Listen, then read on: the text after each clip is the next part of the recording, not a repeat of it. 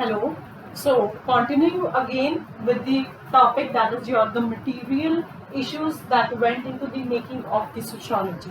So continuing with this, we will now next we will read that the factory and its mechanical division of labor were often seen as a deliberate attempt to destroy the peasants, the artisans, as well as the family and the local community. Means you can say that factory and the mechanical division of the labor, it will often seen as the deliberate attempt to destroy the peasants, the artisans. Means it will destroy the peasants, artisans,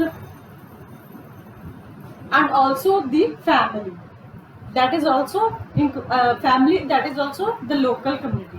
So the factory was perceived as the archetype of the economic regimentation hitherto known only in the barracks and the prisons.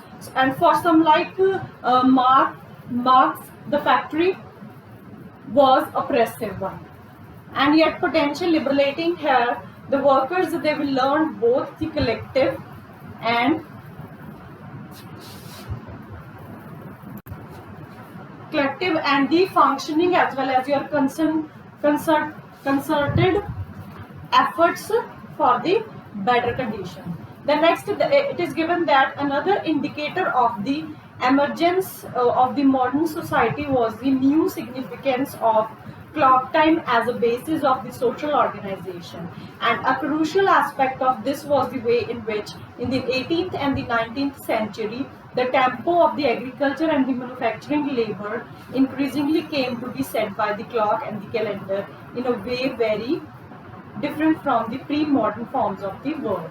So prior to the development of the industrial capitalization, work rhythms were set by the factors such as the period of daylight and the break between the task and the constraints of the deadlines or other social duties. So another important indicator of the emergence of the modern society is your new significance of the clock time as the basis of the social organization.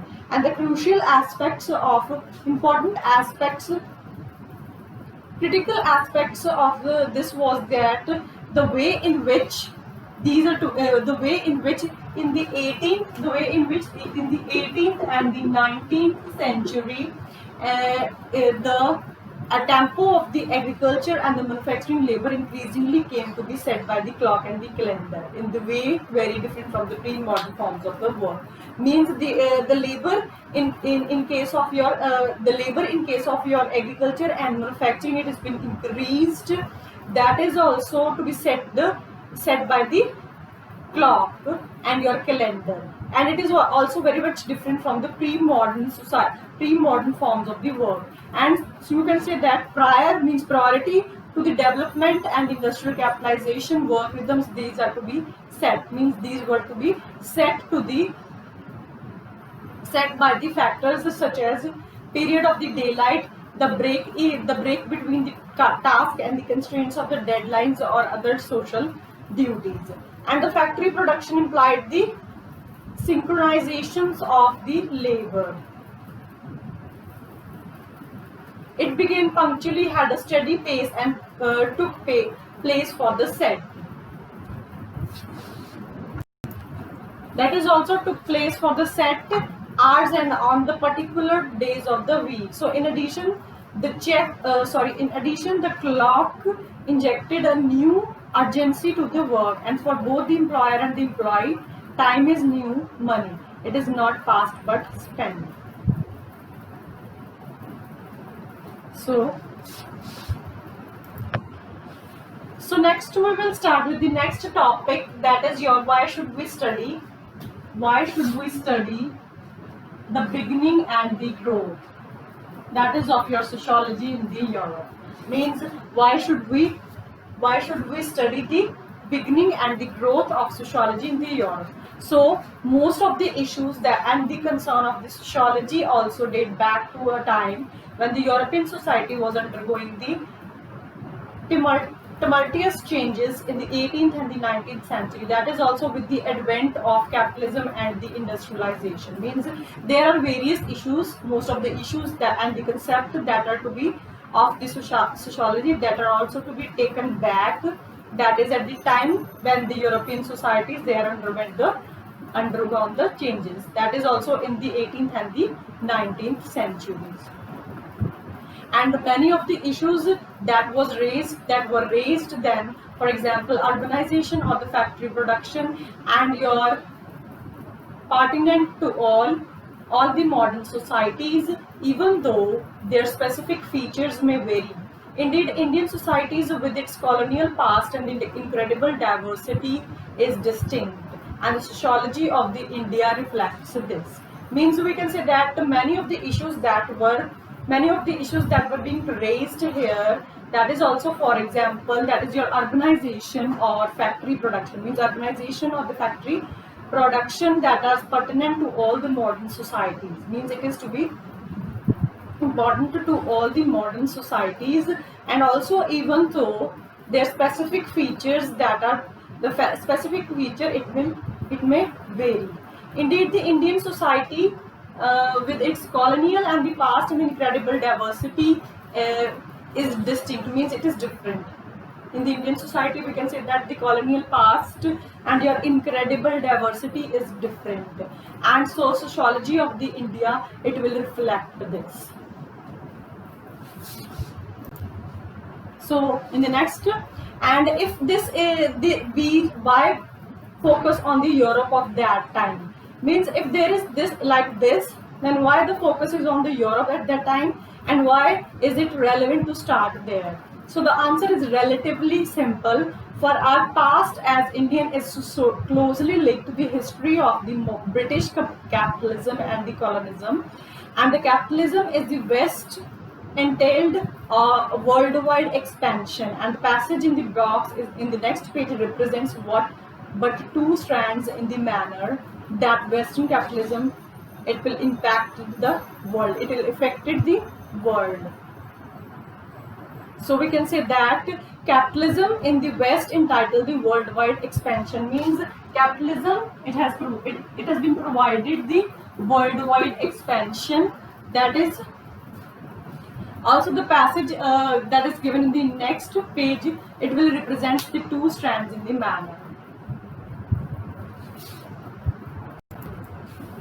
The passage that is given your relating to the capitalism and capitalism and its global but uneven transformations of the society. This you can see in your book. You can also clearly read the whole passage.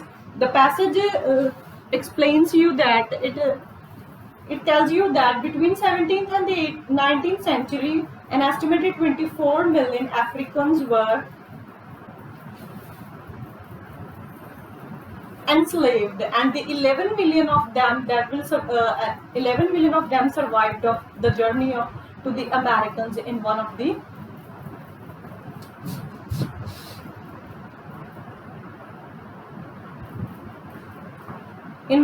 number of the great movement of the population that feature in the modern history, and they were plucked from their existing homes and the cultures, transported around the world in appalling the conditions, and put to work in the services of the capitalism.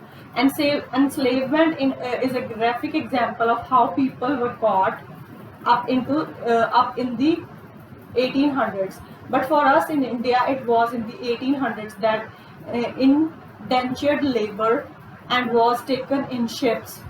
That is also by the British for running their cotton and their sugar plantation in Fiji Island. V.S. Naipaul, the great English writer who won the Nobel Prize, is the descendant of one of those thousands who were taken to lands that had never seen and who died without being able to return.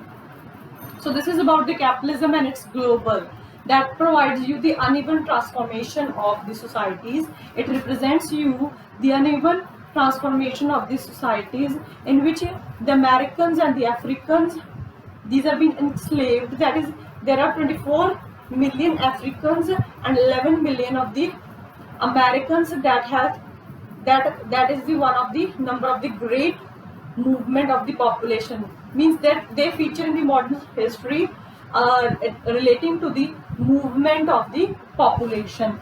And they also plucked, and also they also plucked from their existing society, means they are transformed from their existing society to the new one, and the culture also they transported around the world, that is also in the appalling conditions. So in order to put the work in the services of the capitalism, and enslavement is the graphic example of how people were caught into the development of the modern society. Then next is what? So in this passage, it defines you about the institutions of the slavery that has been declined in the 1800s, and also in India, it was the 1800 that indentured the labor. It has provided the labor that most of the labor taken into the ship by the British. That is also for running their cotton and the sugar plantation. Means they for the work they take the people from the ship to the other places, distinct lands or Surinames in the South America. So this is all about the passage. So till now that's it.